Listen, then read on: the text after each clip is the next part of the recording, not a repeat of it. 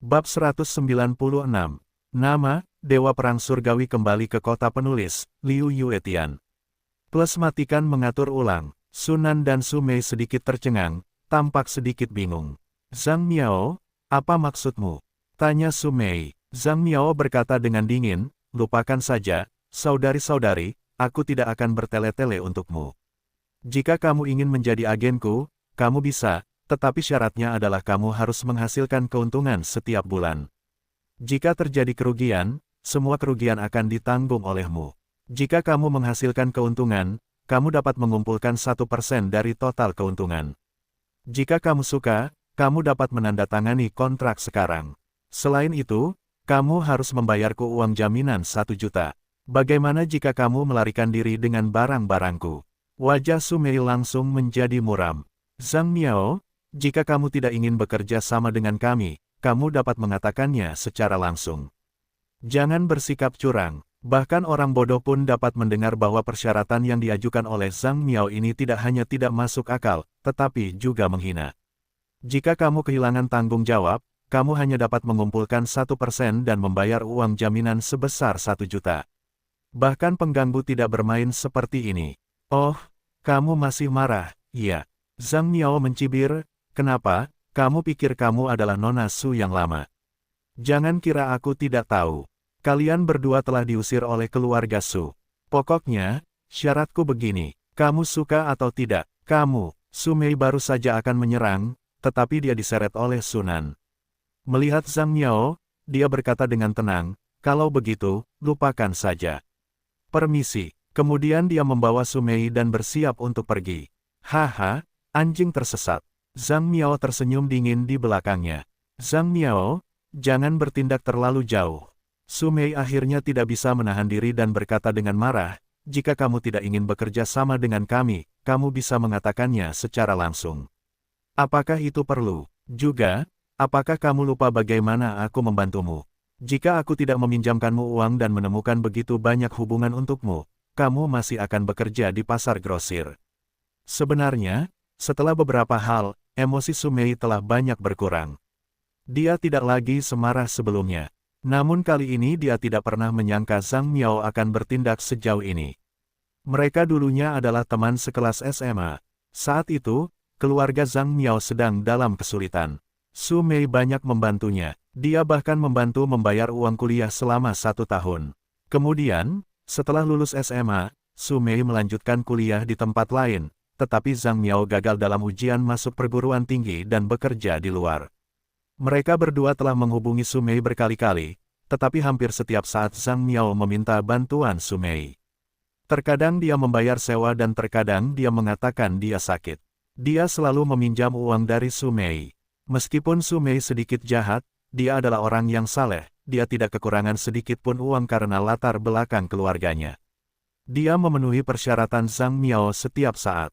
Kemudian, Sumei lulus dari universitas dan kembali bekerja di bisnis keluarga. Perjalanan saya menyenangkan, namun, Zhang Miao tidak memuaskan. Dia bekerja untuk orang-orang di pasar grosir pakaian, sekitar 3.000 yuan sebulan, dan sering kehilangan pekerjaan.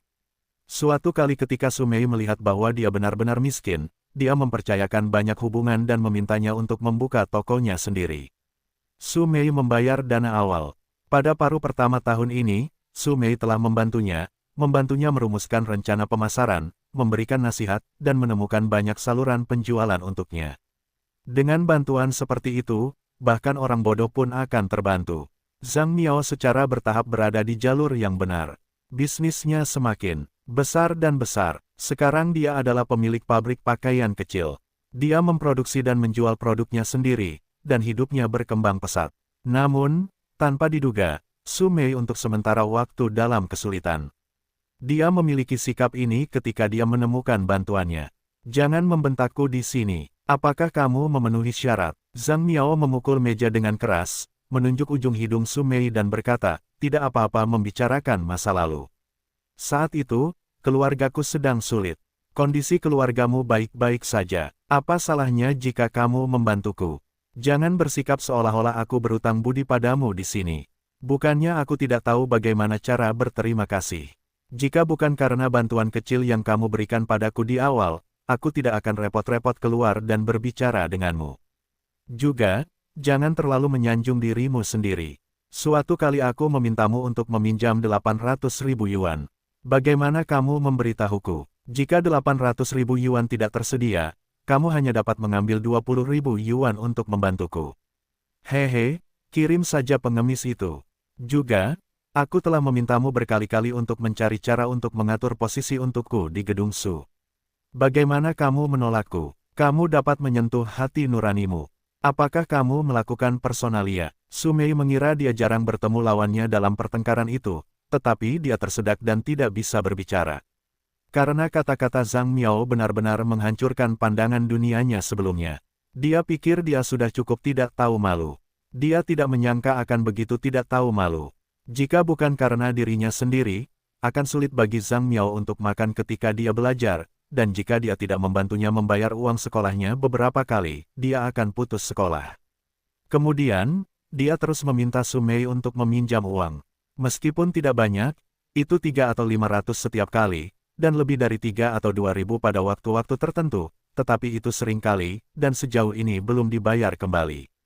Kemudian, Su Mei membantunya membalikkan hidupnya, memulai dana untuk membantunya membayar di muka, membantunya menemukan hubungan, membantunya menemukan platform, dan membantunya merencanakan rencana pemasaran, yang membuatnya benar-benar mengubah nasibnya. Namun hal-hal ini kini telah menjadi bantuan kecil di mulutnya. Sebelumnya, dia memang meminta Su Mei untuk meminjam 800.000 yuan. Memang benar bahwa Su Mei tidak meminjamkannya pada awalnya, tetapi Su Mei bukanlah orang kaya, dan 800.000 yuan bukanlah jumlah yang sedikit. Dia gugup saat itu, jadi dia tidak meminjamkannya. Mengenai permintaan Zhang Miao agar Su Mei mengatur posisi untuknya di perusahaan, Su Mei masih marah ketika memikirkannya.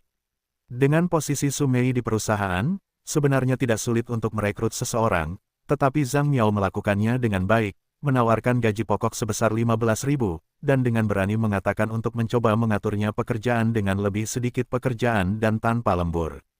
Tentu saja, Su Mei tidak dapat memenuhi permintaan seperti itu. Tetapi tanpa diduga, hal-hal ini membuatnya benci. Zhang Miao, sentuh hati nuranimu saat berbicara. Bahkan Sunan, yang selalu memiliki temperamen yang baik, tidak dapat melihatnya lagi. Dia tahu apa yang dilakukan Su Mei kepada Zhang Miao sebelumnya. Sentuh hati nuranimu dan pikirkanlah. Jika bukan karena Su Mei, apakah kamu akan seperti ini hari ini? Apa yang kamu lakukan? Apakah kamu punya hak bicara di sini? Zhang Miao memiringkan matanya. Tentu saja, semua yang aku miliki hari ini adalah hasil usahaku sendiri. Saat itu, dia sedikit membantu. Oke, aku buta.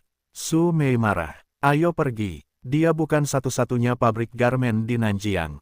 Zhang Miao tidak bergeming. Dia mendengus dingin, silakan bantu dirimu sendiri. Pemilik, seluruh pabrik garmen Nanjiang adalah temanku. Aku hanya perlu menyapa, lalu aku akan melihat siapa yang akan menyinggungku demi 2 anjing yang hilang. Zhang Miao, jangan bertindak terlalu jauh. Su Mei gemetar karena marah, dan matanya tampak menyemburkan api. Hehe, aku memang orang seperti itu. Apa yang bisa kalian berdua anjing liar lakukan padaku? Zhang Miao melingkarkan tangannya di dada dan mencibir, pokoknya, selama aku di sini, kalian berdua tidak ingin mendapatkan pijakan di pasar pakaian. Tentu saja, jika kalian bisa berlutut dan memohon padaku, aku bisa mempertimbangkannya. Aku mohon kalian lumpuh. Su Mei marah, tetapi kata-kata kotor apapun bisa dimarahi. Bahkan jika aku mati kelaparan, aku tidak akan memohon padamu anjing yang tidak tahu terima kasih. Sepupu, berhentilah. Pada saat ini, Yang Xuan, yang baru saja makan dengan susah payah, juga sudah kenyang. Dia menyeka sudut mulutnya dengan tisu dan berkata, aku tidak mengatakan bahwa kalian berdua harus mendirikan perusahaan dan memproduksi serta menjual produk kalian sendiri. Hahaha. Begitu kata-kata itu keluar, Zhang Miao memegangi perutnya dan tertawa, itu ide yang bagus. Dia mendirikan perusahaannya sendiri dan memproduksi serta menjual sendiri. Haha, mereka semua mengatakan bahwa keluarga Su memiliki menantu yang pecundang. Begitu aku melihatnya hari ini, dia benar-benar luar biasa. Setidaknya dalam melamun, dia adalah satu-satunya di dunia, haha. Diam, Su Mei melotot ke arah Yang Xuan. Hari ini sudah cukup kacau. Sepertinya orang ini tidak cukup malu. Apa? Apakah aku salah? Yang Xuan mengangkat bahu. Jangan bicara. Sunan menarik lengan Yang Xuan. Sekarang Zhang Miao mengubah caranya untuk mengejek mereka. Yang Xuan sekarang berkata bahwa ini hanya akan membuat Zhang Miao menemukan lebih banyak lelucon. Baiklah, kamu benar sekali, tetapi aku ingin bertanya kepadamu, dari mana modal awalmu berasal? Dari mana saluran penjualanmu berasal? Apakah menurutmu begitu mudah untuk memulai perusahaan? Kurasa kamu terbiasa melamun. Yang Xuan tidak setuju dan berkata, mengapa Anda ingin memulai dana tersebut? Cari saja pemasok dan biarkan mereka memberi kita kredit untuk bahan baku dan peralatan terlebih dahulu. Mengenai saluran penjualan, tidak apa-apa untuk menemukan beberapa perusahaan yang lebih besar untuk menandatangani pesanan jangka panjang. Haha, hahaha, kenapa kau mengandalkan kemampuanmu untuk melamun dan menguasai dunia? Jangan bicara, Sunan benar-benar gelisah. Kenapa orang ini begitu bodoh? Apa menurutmu dia dan Sumei tidak cukup malu? Yang Xuan, tutup mulutmu dan lupakan apa yang baru saja kukatakan padamu. Usus Sumei berwarna hijau karena penyesalan saat ini. Dia baru saja memberitahu orang ini untuk tidak berbicara sembarangan, namun, dia tidak mendengarkan. Jika dia tahu, dia seharusnya tidak meneleponnya hari ini. Saat itu, Yang Xuan tiba-tiba mengeluarkan sebuah kontrak dan meletakkannya di atas meja. Semua orang tercengang. Apa ini? Sunan bertanya-tanya. Yang Xuan meregangkan pinggangnya dan berkata dengan lemah, kontrak yang baru saja aku tanda tangani dengan pemasok. Kontrak? Sumei bertanya-tanya, kontrak apa? Aku tidak tahu. Bagaimanapun, ini adalah kontrak kerja sama. Aku tidak melihat detailnya. Kalian berdua bisa melihatnya sendiri. Yang Xuan berkata dengan malas. Dia baru saja makan dengan lahap. Sekarang dia hanya ingin mencari tempat untuk tertidur dan menguap. Kamu bicara saja. Aku akan kembali dulu. Seorang pelanggan meminta mobilku nanti. Setelah itu, dia meregangkan tubuh dan menguap dan berjalan perlahan menuju pintu. Oh, suamimu yang pecundang masih seorang penarik gerobak. Hahaha. Zhang Miao memegang perutnya dan tertawa. Ayolah. Ayolah, aku akan melihat dengan saksama kontrak seperti apa yang bisa ditandatangani oleh seorang penarik gerobak yang bau. Sambil berbicara, dia mengulurkan tangan dan mengambil kontrak di atas meja. Sunan dan Sumei hendak berhenti, tetapi mereka selangkah lebih lambat. Kontrak itu telah dirampok oleh Zhang Miao. Wajah kedua wanita itu sangat jelek. Meskipun mereka tidak tahu apa isi kontraknya, mereka bisa menebak dengan ibu jari mereka. Saya khawatir mereka harus menambahkan pegangan untuk menertawakan mereka. Saya khawatir hal yang paling disesalkan hari ini adalah memanggil Yang Xuan untuk makan malam. Itu benar-benar tidak cukup untuk berhasil, tetapi lebih dari cukup untuk gagal. Kalian berdua tidak terlihat begitu jelek. Mungkin itu pesanan besar jutaan. Hahaha, saya akan melihatnya terlebih dahulu. Zhang Miao tidak sabar untuk membuka kontrak, tetapi hanya meliriknya, dan wajahnya langsung menunduk. Melihat ke belakang, wajahnya menjadi semakin salah. Pada akhirnya, bahkan butiran keringat dingin keluar dari dahinya. Kakak Su, apakah kamu sudah kenyang? Jika tidak, saya akan meminta pelayan untuk menambahkan beberapa hidangan lagi. Sesaat kemudian, Zhang Miao langsung mengubah wajahnya. Baru saja, jempol kaki dan semangatnya yang tinggi tersapu, digantikan oleh senyum yang hampir menyanjung. Saya hanya bercanda, mereka semua bersaudara. Jika kita tidak bekerja sama dengan Anda, dengan siapa lagi kita bisa bekerja sama? Zhang Miao berdiri, menyapa dengan hangat, dan menuangkan teh untuk Sunan dan Sumei secara langsung. Putri kedua tampak kosong dan tidak tahu apa yang telah terjadi. Trik apa yang ingin kamu mainkan? Sumei mengerutkan kening, jika kamu tidak ingin bekerja sama dengan kami, bahkan jika kamu ingin menghalangi kami, terserah kamu. Jangan ingin mempermalukan kami di sini. Kakak Su, apa yang kamu bicarakan? Aku selalu memperlakukanmu sebagai adikku sendiri. Bagaimana aku bisa mempermalukanmu? Aku hanya bercanda tadi. Wajah Zhang Miao hampir tersenyum. Kamu telah banyak membantuku sebelumnya. Kamu adalah dermawan terbesar dalam hidupku. Aku harus bergantung pada kakakku. Kamu, kakak, tuangkan anggur. Mari kita minum yang enak hari ini. Dan sepupu Sunan, adikku dulu selalu membicarakanmu dan memujimu seperti bunga. Ketika aku melihatmu hari ini, aku merasa kau terlihat lebih cantik dari bunga, dan suami yang kau cari sangat baik. Kau adalah sepupu kakakku dan akan menjadi adikku sendiri di masa depan. Hubungi aku kapanpun kau punya sesuatu. Melihat penampilan Zhang Miao yang hangat, Su Nan dan Su Mei menjadi semakin bingung. Satu sama lain tidak terlihat seperti sedang berpura-pura. Tapi bagaimana dia tiba-tiba berubah begitu banyak hanya dalam 10 detik. Putri kedua tetap tenang dan ingin melihat trik apa yang ingin dimainkan Zhang Miao. Lalu kau bilang, metode kerja sama seperti apa? Su Mei bertanya dengan ragu-ragu. Zhang Miao berkata sambil tersenyum, tidak perlu dikatakan lagi, di masa depan, agensi di pihakku akan menjadi milikmu. Beri aku biaya agensi sebesar 20% dari omsetku setiap tahun. Selain itu, luangkan waktu untuk menyapa Presiden An dan memperkenalkanku. Meskipun pabrikku kecil, kualitas pakaian yang diproduksi benar-benar. Petik 2. Tunggu, Su Mei menyela, Presiden An.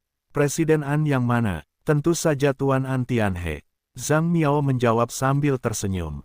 An keren. Su Nan dan Su Mei saling memandang dan semakin bertanya-tanya apa yang dikatakan Zhang Miao. Mereka tahu nama An Tianhe. Itu adalah raksasa di pasar pakaian. Bahkan jika Anda melihat seluruh dunia, itu pasti dapat diperingkatkan dalam jumlah.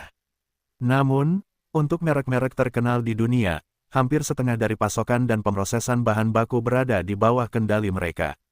Saya tidak kenal Tuan An Tianhe. Bagaimana saya bisa memperkenalkan Anda? Su Mei bertanya-tanya. Kakak perempuan, lihat apa yang Anda katakan. Jangan mengolok-olok kakak perempuan saya. N selalu dapat menandatangani pesanan sebesar itu dengan Anda dan mengatakan dia tidak mengenal Anda. Saat Zhang Miao berbicara, dia mengumpulkan kontrak ke depan. Lihat, ini tanda tangan Tuan An Tianhe. Semua orang tahu bahwa dia sudah lama pensiun di garis depan. Sebagian besar urusan ditangani oleh putranya. Pastilah dia adalah sahabat yang baik karena menandatangani kontrak secara langsung. Kakak perempuan, aku tahu kamu hebat. Aku tidak menyangka kamu memiliki hubungan yang baik dengan Tuan An. Su Mei dan Su Nan menatap kosong dan buru-buru mengambil kontrak itu. Baru saja membalik beberapa halaman, wajah mereka tiba-tiba berubah. Ternyata itu adalah pesanan puluhan juta. Dikatakan bahwa grup Andersen bersedia memberi mereka puluhan juta bahan baku dan peralatan secara gratis. Dan tidak hanya itu, kontrak itu juga menunjukkan bahwa setiap kali mereka memproduksi pakaian, grup Andersen bertanggung jawab atas akuisisi tersebut, dan juga secara khusus menyatakan bahwa ini adalah kerja sama seumur hidup. Kontrak seperti itu sungguh luar biasa. Dengan kata lain, itu hanya untuk memasukkan uang langsung ke kantong mereka. Namun, mereka tidak mengenal An Tianhe. Kontrak ini, putri kedua tiba-tiba mengangkat kepalanya dan saling memandang. Yang Xuan membawa kontrak itu. Apakah dia, dua saudari? Mari kita bicara tentang kerjasama. Di masa depan, agensiku akan diserahkan kepadamu. Jika kita memiliki pohon besar dari grup Andersen, kita akan makmur di masa depan. Ayo, bersulang untuk masa depan yang hebat dari tiga saudari kita. Zhang Miao mengangkat gelasnya sambil tersenyum. Tetapi putri kedua tidak membuat gerakan apapun, hanya saling memandang dengan tatapan yang sangat aneh. Zhang Miao tampak sedikit malu dan berkata sambil tersenyum, aku akan melakukannya terlebih dahulu. Setelah itu, dia menghabiskan semua anggur di gelas dan tersenyum pada putri kedua. Dua saudari, mengapa kita tidak memulai perusahaan bersama? Nama perusahaannya adalah Bunga Saudari atau Tiga Saudari. Di masa depan, kita akan memberitahu dunia tentang tiga saudari kita. Tunggu, Su Mei perlahan-lahan menyingkirkan kontrak itu, menatap Zhang Miao dan mencibir, tetapi aku tidak berjanji untuk bekerja sama denganmu. Pada saat ini, dia mengerti mengapa Zhang Miao berubah begitu banyak hanya dalam waktu belasan detik. Grup Andersen adalah raksasa dalam industri garmen global. Selama bisa mendapatkan dukungan dari Tianhe, bahkan orang bodoh pun harus terbang ke langit. Terus terang saja, kontrak ini setara dengan izin bagi ikan mas untuk melompati gerbang naga. Banyak orang telah mengurangi hal-hal baik yang tidak dapat mereka bayangkan. Zhang Miao, penjahat bayaran seperti itu, tentu saja harus menjilati wajahnya. Kakak, kamu bercanda denganku. Kamu telah merawatku sejak aku masih muda. Tanpamu, kakak, di mana aku bisa berada hari ini? Kamu adalah kakakku sepanjang hidupku. Kakak, Aku telah mengikutimu sepanjang hidupku. Zhang Miao sangat tulus. Orang lain yang tidak tahu kebenarannya tergerak melihat pemandangan ini. Kakak, jika kamu berkata begitu, aku sangat gembira. Su Mei berpura-pura tersentuh dan berkata, aku merawatmu dengan baik saat aku masih kecil, dan akan sama di masa depan. Karena kamu memperlakukanku sebagai saudara perempuan, aku harus memperlakukanmu sebagai saudara perempuan yang dekat. Sunan di dekatnya sedikit mengernyit, berpikir bahwa Su Mei biasanya sangat pintar. Mengapa dia begitu bingung sekarang? Miao ini jelas-jelas berpura-pura. Kakak, aku tahu kamu yang terbaik untukku. Zhang Miao sangat gembira dan tidak sabar untuk berkata, kakak, lihat kerja sama kita. Karena kamu adalah saudara perempuanku, tentu saja aku harus menjagamu. Su Mei berkata, karena kita adalah saudara perempuan, kita tidak perlu membungkuk. Aku hanya punya 4 kata untuk mengirimkan kerja sama ini kepadamu. Kemarilah dan aku akan memberitahumu. Kakak, ada apa? Zhang Miao buru-buru menundukkan kepalanya. Su Mei tersenyum lembut dan berkata kata demi kata di telinga pihak lain, putih, siang, mimpi. Setelah itu, dia tertawa, berdiri, menunjuk hidung masing-masing dan berkata, aku sudah melihat orang yang tidak tahu malu, aku belum pernah melihatmu yang begitu tidak tahu malu. Sekarang aku tahu untuk bekerja sama. Mimpimu, juga, bukankah kamu baru saja mengatakan ingin menghalangi kami? Baiklah, aku akan membiarkanmu mencoba menghalangiku. Selama kita memiliki kontrak Tuan An di tangan, selama aku memberitahu, apakah mereka mengenaliku atau kamu akan menunggu untuk kembali ke pedesaan untuk bertani. Sunan, ayo pergi. Putri kedua berjalan pergi, dan di belakangnya terdengar suara memohon Zhang Miao, kakak, aku salah, maafkan aku kali ini. Tanda pisah tanda pisah tanda pisah tanda pisah tanda pisah tanda pisah tanda pisah tanda pisah. Hahaha, sangat menyenangkan. Su Mei tertawa saat mengemudikan mobil dan berkata sambil tersenyum kepada Sunan, yang duduk di kursi penumpang, suamimu bisa melakukannya. Dia seperti orang yang berubah akhir-akhir ini. Dia bahkan bisa mendapatkan kontrak Tianhe. Bagaimana dia bisa begitu luar biasa? Apa yang bisa aku lakukan? Jika dia terus begitu luar biasa, aku tidak bisa tidak jatuh cinta padanya. Persetan denganmu, apa yang kamu bicarakan? Sunan melotot marah ke arah Su Mei, tetapi hatinya senang. Yang Xuan telah banyak berubah akhir-akhir ini dan selalu memberinya kejutan yang tak terduga. Dia dulu malu dengan suaminya yang tidak berguna. Sekarang dia sangat senang mendengar orang lain memujinya. Awalnya, aku tidak salah. Siapa yang tidak menyukai pria yang baik? Su Mei tersenyum dan bercanda, oh, ngomong-ngomong, izinkan aku bertanya sesuatu padamu. Apakah kalian berdua pernah melakukan itu? Yang mana? Sunan tampak bingung. Itu saja, siapa lagi yang bisa melakukannya saat pasangan itu bersama? Su Mei tersenyum main-main. Sunan tercengang. Setelah bereaksi, dia tidak bisa menahan diri untuk tidak tersipu. Apakah kamu bosan? Memalukan untuk menanyakan pertanyaan seperti itu. Ada apa? Semua orang sudah dewasa. Su Mei melirik Sunan dan berkata, kamu seharusnya tidak tidur di ranjang terpisah seperti sebelumnya. Dia benar-benar berperilaku sangat baik. Kamu belum membiarkannya menyentuhnya. Sunan merasa bersalah ketika dia menyebutkannya. Dia menggigit bibirnya dan mengangguk. Su Mei melihat ekspresi pihak lain, seolah-olah dia telah diinjak-injak, dan berteriak. Aku berkata, saudari, kalian berdua benar-benar dapat menahan diri.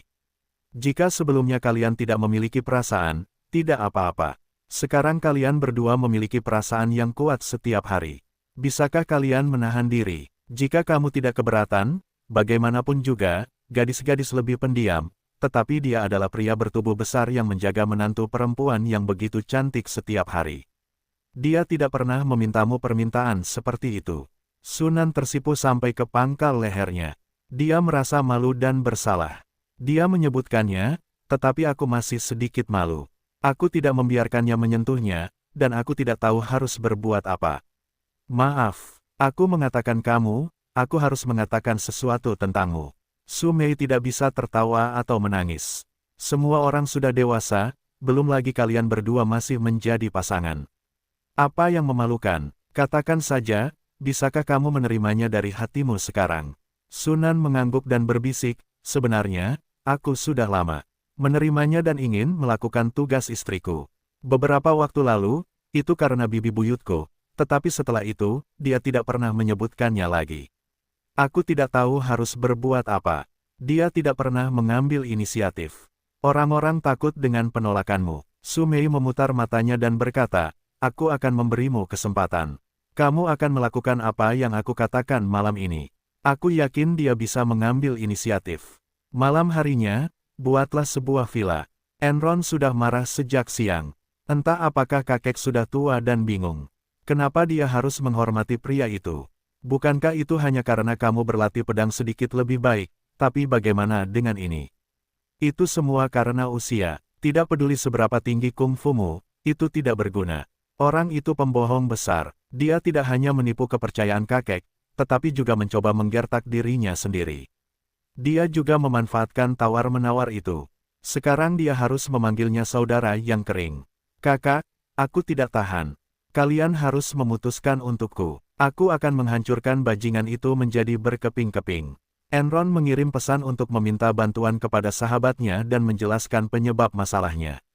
Dikatakan bahwa orang macam apa yang bergaul dalam lingkaran macam apa, Enron sendiri kuno dan aneh, dan pacarnya tidak dapat menemukan kemana harus pergi. Satu persatu, ada lebih banyak ide hantu, jadi mereka dengan cepat memberinya nasihat. Pria ini keterlaluan, aku punya rencana, bukankah kamu baru saja mengatakan dia sudah menikah? Kamu akan meneleponnya nanti dan mengatakan kamu merindukannya. Seorang sahabat menyarankan. Enron dengan marah berkata, kurasa dia kentut. Ide buruk apa yang kamu miliki? Jangan khawatir, pikirkanlah, dia punya istri. Jika kamu menelepon nanti, ya. Enron tertegun dan langsung tertawa, oke, itu saja. Aku harus membiarkan bajingan bau itu berlutut di papan cuci malam ini. Pada saat yang sama, Sunan mengenakan gaun tidur tule tembus cahaya. Rambutnya yang baru dicuci belum dikeringkan, jadi dia menggantungkannya di bahunya sesuka hati.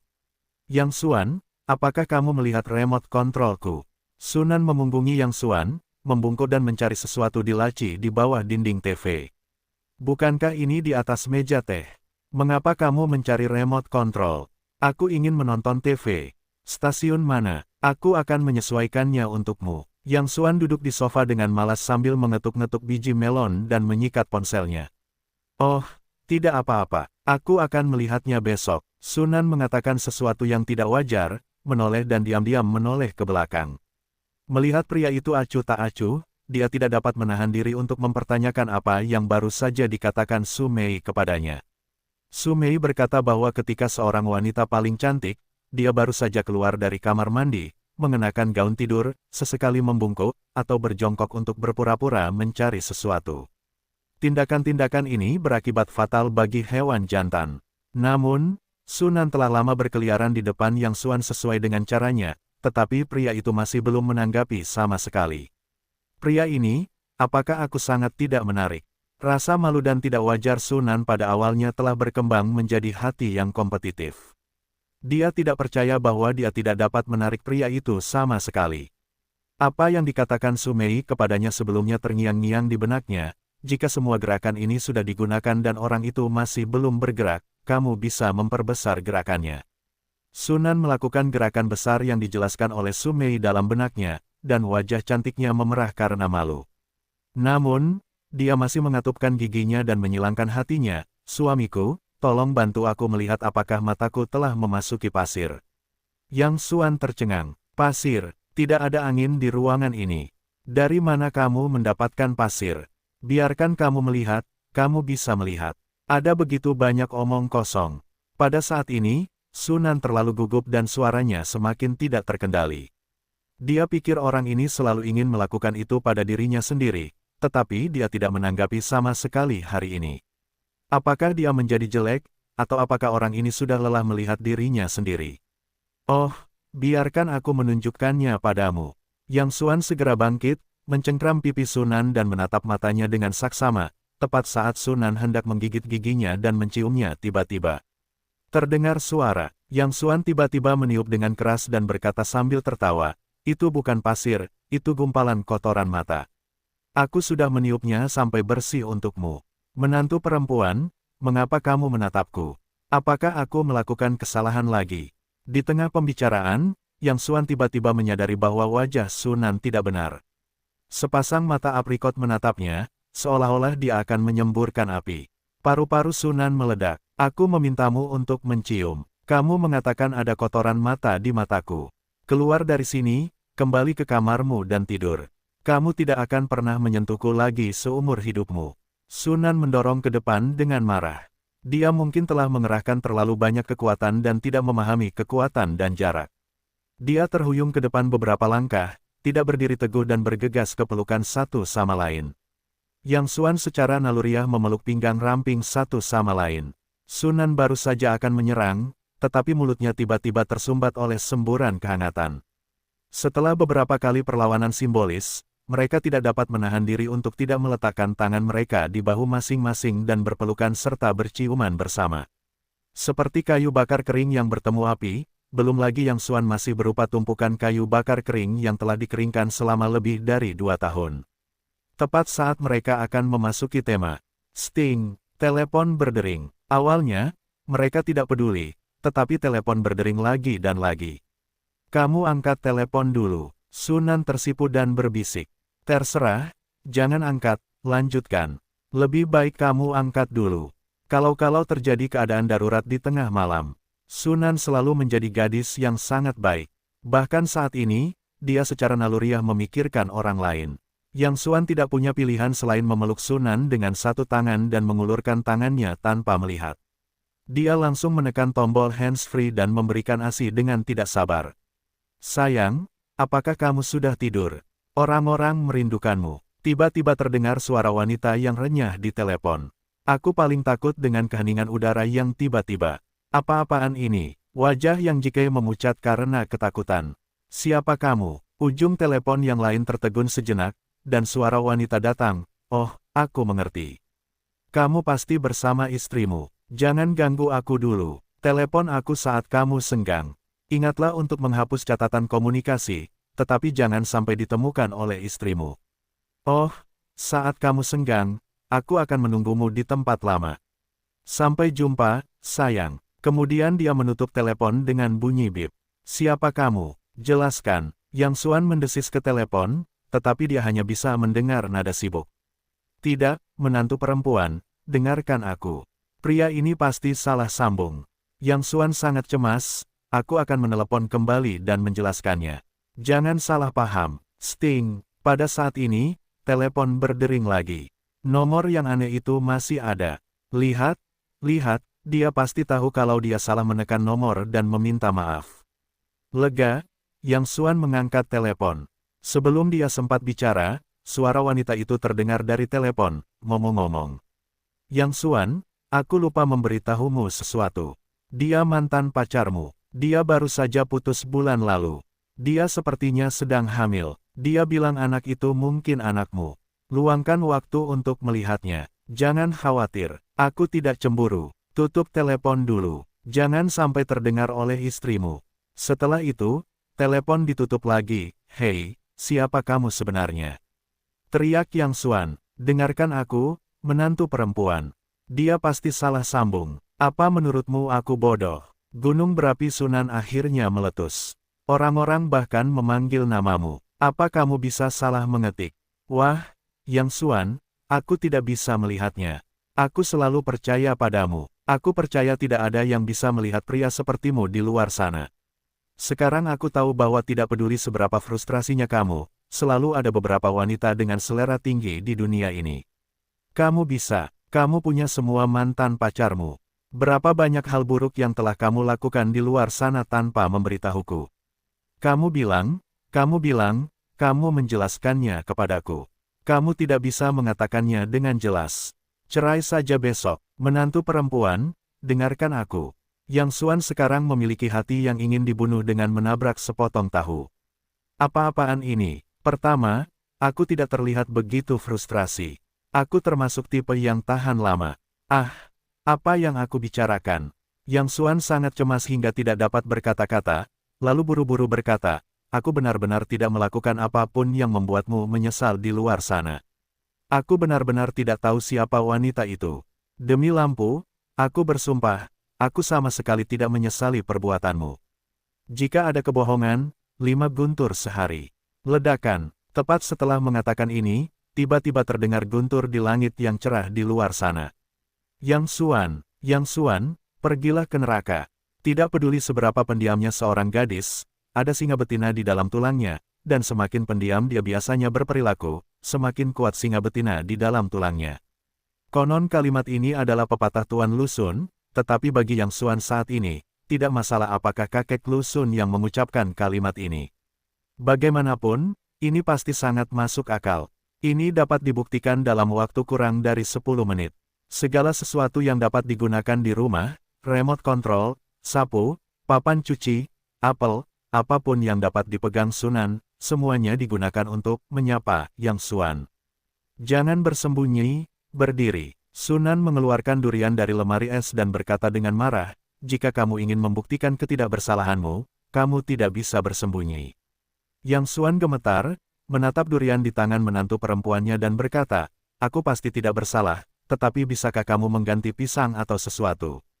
Oh, menantu perempuan, kamu benar-benar bisa kalah. Prajurit teratas dari kelompok burung hantu, juara dunia Hou yang terkenal, mengalami perang dunia terburuk dalam sejarah. Lawannya adalah menantu perempuannya yang cantik yang biasanya tidak memiliki kekuatan untuk mengikat ayam. Senjata utamanya adalah durian yang sangat besar. Dia tidak bisa melawan, tetapi juga tidak bisa melarikan diri. Menantu perempuan, jika kamu bertarung lagi, kamu akan mati. Yang Suan memegangi kepalanya dan memohon belas kasihan. Demi Tuhan, aku benar-benar tidak bersalah. Beri aku waktu dan aku akan mencari tahu tentang hal itu. Sunan hampir marah dan melotot, baiklah, aku memberimu waktu 3 hari. Kamu harus menjelaskannya kepadaku dengan jelas, atau aku akan menemuimu di Biro Urusan Sipil. Malam itu, Yang Suan berlutut di balkon sepanjang malam di atas papan cuci. Kau tahu, bajingan itu yang menggodanya sendiri. Dia harus menguliti selapis kulitnya. Yang Suan meminta budak tua itu untuk menanyakan tentang asal nomor telepon itu. Budak tua itu menjawab bahwa nomor itu dienkripsi, yang sangat sulit. Tidak peduli seberapa sulitnya, kamu harus memeriksanya untukku. Jika kamu tidak dapat menemukannya dalam 3 hari, kamu akan memberiku papan cuci hantu. Yang Suan berlutut di atas papan cuci dan berteriak ke telepon. Keesokan harinya, baru saja fajar menyingsing. Long Xiaoman dan Zhou Ahu mengumpulkan beberapa pemimpin dan anggota kunci mereka di taman bermain yang ditinggalkan di dekat Longkuan sangat pagi sesuai dengan instruksi Yang Suan kemarin. Menjelang pukul 5, mobil Yang Suan akhirnya melaju. Yang Suan, kamu sudah melakukan apa yang kamu katakan. Semua orang sudah ada di sini. Apa yang kamu jual di labu? Ini belum terang. Kenapa kamu pakai kacamata hitam? Long Xiaoman bertanya dengan curiga saat melihat Yang Suan memakai topi dan kacamata hitam. Oh, itu kebiasaan pribadi. Jangan banyak bertanya. Yang Suan berkata asal-asalan bahwa matanya bengkak seperti panda raksasa, dan kepalanya dipukul durian oleh Sunan. Kepalanya penuh dengan jerawat. Jika dia tidak berpakaian seperti ini, dia tidak akan bisa melihat siapapun sama sekali. Saudara Yang, semua orang sudah ada di sini. Zhou Ahu juga maju untuk menyapa. Yang Suan mengangguk, melirik kerumunan di depan, dan tidak bisa menahan sedikit kerutan. Sekelompok orang terhuyung-huyung dalam kelompok. Mereka memiliki segalanya dengan rambut hijau dan merah di kepala mereka. Mereka berbicara dan tertawa sambil merokok. Aneh jika mereka bisa memiliki efektivitas tempur. Saudara Yang, ada apa? Si Musang berdiri di depan tim dan berkata sambil tersenyum, apakah ada tugas penting? Buka saja mulutmu, kita semua elit di sini. Di mana kamu bermaksud bertarung? Yang Suan menghela nafas, matikan rokok dan antri. Berbaris, sekelompok orang tercengang. Mereka tampaknya tidak mengerti apa yang dikatakan Yang Suan. Pada saat kritis, otak si Musang dan biji melon membangkitkan semangat. Dengan tangan besar, ada semuanya. Berdiri dalam 4 baris dan lihat ke atas. Kemudian dia berbalik, mengangkat tangan kirinya, menamparkan hormat militer yang tidak jelas pada Yang Suanjing, dan berkata dengan keras dengan rongga Hong Kong dan Taiwan yang canggung, Saudara Yang, apakah itu ungu kedelai? Yang Suan berkeringat, kecap ungu. Mao Zi, nenekmu punya kaki. Saya datang ke sini hari ini untuk mengajarkan hal-hal yang paling mendasar terlebih dahulu, tetapi sekarang tampaknya kita tidak dapat memperlakukan gerombolan ini dengan cara yang sama seperti para rekrutan yang direkrut ke kamp pelatihan. Dengarkan, Yang Xuan menahan ekspresi wajahnya dan tiba-tiba menjadi dingin dan mendominasi. Dengarkan perintahku dan berlarilah mengelilingi taman bermain. Sekelompok orang saling memandang. Ini bukan sekolah. Mengapa Anda berlari berputar-putar? Apakah Anda tidak mendengar apa yang dikatakan saudara Yang? Biarkan Anda berlari. Ada begitu banyak omong kosong. Si Musang memarahi dengan marah, lalu tersenyum pada Yang Xuan dan berkata, "Jangan khawatir, saudara Yang, orang-orang ini kasar dan tidak mengerti aturan. Saya akan mengajari Anda dengan baik." Ledakan, Yang Xuan menendang pantat pihak lain, "Anda juga berlari." Sekelompok orang segera berlari mengelilingi taman bermain. Awalnya, mereka mengatakan bahwa mereka tertawa, tetapi setelah beberapa putaran, mereka mulai terengah-engah. Yang Xuan tidak dapat menahan diri untuk tidak mengerutkan kening. Meskipun orang-orang di Jianghu ini pemberani, mereka menghabiskan terlalu banyak anggur dan minuman keras setiap hari, dan tubuh mereka telah lama terbuang sia-sia. Mereka bahkan bukan gerombolan dengan kekuatan fisik ini. "Yang, saudara Yang, kapan itu akan dimulai? Aku tidak bisa, aku harus istirahat." Yang pertama, tertinggal adalah si Musang, yang selalu menganggap dirinya sebagai orang yang berbudaya. Dia duduk di tanah dan mengeluarkan sebatang rokok. Dia baru saja siap untuk menyalakannya, tetapi Yang Xuan bergegas dan menendangnya ke tanah.